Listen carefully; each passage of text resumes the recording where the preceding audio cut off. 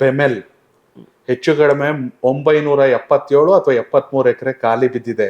ನೀವು ಶಾಸಕರಾಗ್ತಿದ್ದಂಗೆ ಸೆಷನ್ ಅಲ್ಲಿ ತೆಗೆದಂತ ಅತಿ ದೊಡ್ಡ ಕೂಗು ಅದು. ಬಹಳ ಜನ ಕಾರ್ಮಿಕರಿದ್ದಾರೆ, ರೈತ ಕಾರ್ಮಿಕರಿದ್ದಾರೆ. ಬೆಳಗ್ಗೆ ಇದ್ರೆ 15,000-20,000 ಜನ 4 ಗಂಟೆಗೆ ಎದ್ದು ತನ್ನ ಕುಟುಂಬಗಳನ್ನ ಕಾಪಾಡ್ಕೋಬೇಕು ಅಂತ ಅಂದ್ಬಿಟ್ಟು. ಇದಕ್ಕೆ ಮುಂಚೆ ನಮ್ಗೆ ಇಲ್ಲಿ ಉದ್ಯೋಗ ಇತ್ತು, ಪಬ್ಲಿಕ್ ಸೆಕ್ಟರ್ಸ್ ಇತ್ತು. ಹೌದು, ಪಬ್ಲಿಕ್ ಸೆಕ್ಟರ್ಸ್ ಇರುವಂತ ಜಾಗದಲ್ಲಿ ಪರ್ಯಾಯವಾಗಿ ಬಹಳ ಉದ್ಯೋಗ ಸೃಷ್ಟಿ ಆಗುತ್ತೆ. ಬಹಳ ಉದ್ಯೋಗ. ಯಾವಾಗ ಪಬ್ಲಿಕ್ ಸೆಕ್ಟರ್ಸ್ ಹಂತವಾಗಿ ಕೊಲಾಪ್ಸ್ ಆಗುತ್ತೆ, ನಿಜ, ಅಡ್ಮಿನಿಸ್ಟ್ರೇಷನಲ್ ಲ್ಯಾಪ್ಸಸ್ ಇಂದಾನೋ ಏನಾದ್ರೂ ಕಾರಣ ಇರ್ಬೋದು, ಸಿಕ್ ಇಂಡಸ್ಟ್ರಿ ಅಂತಾನೋ ಒಂದ್ ಪಬ್ಲಿಕ್ ಸೆಕ್ಟರ್ ನೆಲಕ್ಕೆ ಕುಸಿಯುತ್ತೆ. ಬಹಳ ಜನ ಕುಟುಂಬಗಳು ಬೀದಿಗೆ ಬರ್ತಾರೆ. ಮತ್ತೆ ಚೇತರಿಸ್ಕೋಬೇಕಂದ್ರೆ ಸರ್ಕಾರ ಗಮನ ಹರಿಸ್ತಾ ಇದ್ದಾಗ 25 ವರ್ಷಗಳ ಕಾಲ 2001 ಅಲ್ಲಿ 2001ನೇ ಇಸ್ವಿಯಲ್ಲಿ ಒಂದು ಸಿಕ್ ಇಂಡಸ್ಟ್ರಿ ಮೈನ್ಸ್, ಒಂದು ಸಿಕ್ ಇಂಡಸ್ಟ್ರಿ, ಇಲ್ಲಿ ಗೋಲ್ಡ್ ಇಲ್ಲ, ಇಲ್ಲಿ ಗೋಲ್ಡ್ ನ ಎಕ್ಸ್ಟ್ರಾಕ್ಟ್ ಮಾಡಕ್ ಆಗಲ್ಲ, ಎಕ್ಸ್ಟ್ರಾಕ್ಟ್ ಮಾಡಿದ್ರು ಕೂಡ ಅದು ಲಾಭದಾಯಕವಾಗಿಲ್ಲ, ಇಷ್ಟು ಜನ ಕಾರ್ಮಿಕರನ್ನ ಪೋಷಣೆ ಮಾಡುವಂತ ಲಾಭದಲ್ಲಿ ಇದು ಇಲ್ಲ, ಒಂದ್ ಪಬ್ಲಿಕ್ ಸೆಕ್ಟರ್ ಇಲ್ಲ ಅಂತಂದಾಗ ಭಾರತ್ ಗೋಲ್ಡ್ ಮೈನ್ಸ್ ನ ಮುಚ್ಚಿದಾಗ ಎಷ್ಟು ಕುಟುಂಬಗಳಿರ್ತಾರೆ ಅದನ್ನ ಅವಲಂಬಿತರಾಗಿರೋರು ಬೀದಿ ಪಾಲಾಗ್ತಾರೆ.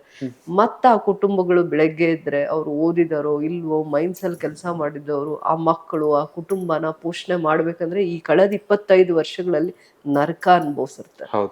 ಇಲ್ಲಿನ ಜನ ತಮ್ಮ ಪ್ರಾಣನ ಒತ್ತೆ ಇಟ್ಟು ಪ್ರಾಣನ ತ್ಯಾಗ ಮಾಡಿ ಕುಟುಂಬಗಳನ್ನ ಪೋಷಣೆ ಮಾಡ್ಬೇಕು ಅಂತ ಅದಕ್ಕೆ ಮುಂಚೆನೂ ಕೂಡ ಬಹಳ ಕಷ್ಟದ ಕೆಲಸ ಮಾಡಿದ್ದಾರೆ. ಭೂಮಿ ಆಳದಲ್ಲಿ, ಗಾಳಿನೇ ಇಲ್ದೇ ಇರುವಂತ ಜಾಗದಲ್ಲಿ, ಆಕ್ಸಿಜನ್ನೇ ಇಲ್ದೇ ಇರುವಂತ ಜಾಗದಲ್ಲಿ ತಮ್ಮ ಪ್ರಾಣನ ಒತ್ತೆ ಇಟ್ಟು ಕೆಲಸ ಮಾಡಿರುವಂತವ್ರು ತಿರ್ಗಾ ಅವ್ರ ಕುಟುಂಬಗಳನ್ನ ಪೋಷಣೆ ಮಾಡ್ಬೇಕು ಅಂದಾಗ ಸರ್ಕಾರ ನಿರೀಕ್ಷೆ ಮಾಡ್ತಾರೆ.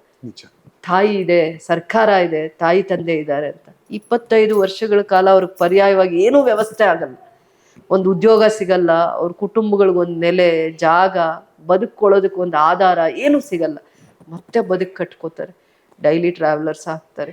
ಓದ್ಮೇಲೆ, ಓದಿಲ್ದೇ ಇರೋದ್ರ ಮೇಲೆ, ತಮ್ಮ ಸ್ವಂತ ಶಕ್ತಿ ಮೇಲೆ ಕುಟುಂಬಗಳನ್ನ ಪೋಷಣೆ ಮಾಡ್ತಾರೆ.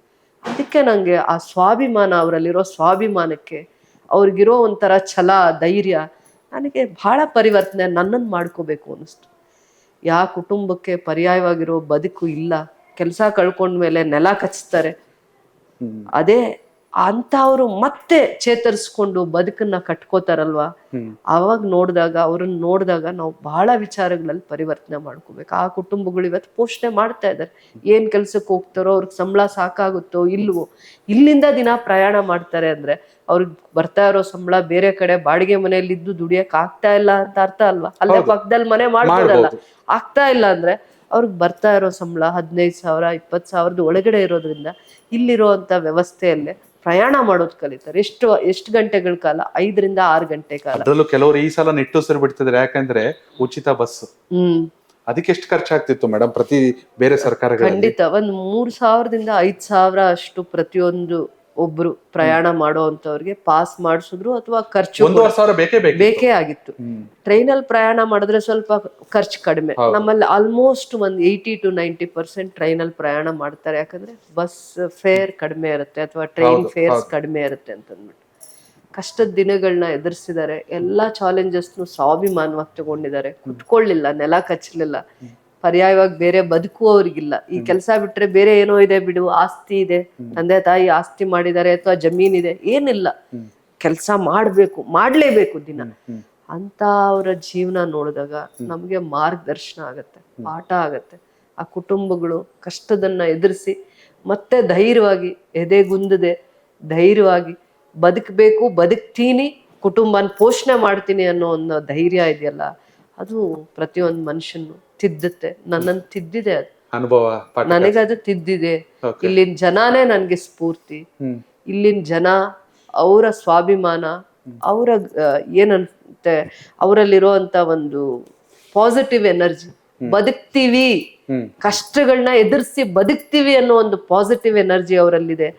ಓದ್ತಾರೆ ಸ್ವಾಭಿಮಾನವಾಗಿ, ಯಾರನ್ನೂ ಕೈ ಚಾಚಲ್ಲ, ನಮ್ಮ ಮನೆ ನಡೆಯಲ್ಲ ಅಂತ ಕೈ ಚಾಚಲ್ಲ. ಕೆಲ್ಸ ಕೊಡಿ ಅಂತಾರೆ. ಈ ಮಣ್ಣಲ್ಲಿ ಹುಟ್ಟಿರೋ ಜನ ಕೆಲ್ಸ ಕೊಡಿ ಅಂತಾರೆ.